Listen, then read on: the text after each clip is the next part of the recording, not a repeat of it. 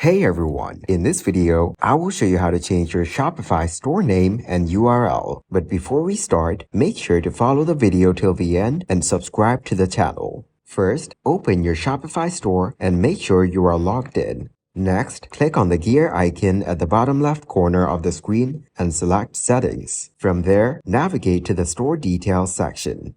Then click Edit, given right next to Profile. This is where you can update your store's official name, phone, and email. Once you have made the necessary changes in the store name, remember to click Save. Next, scroll down and you will find the Domain section.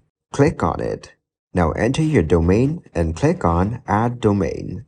It is recommended that you use a custom domain rather than a free My Shopify URL for a more professional look. To change your My Shopify domain, click Change and enter the new URL. You can only change your domain once you have entered the new URL and added the domain. If you have already added a custom domain to Shopify, but it is not the URL for your store, select the domain and click on Set as Primary. Thanks for watching. Make sure to like and subscribe.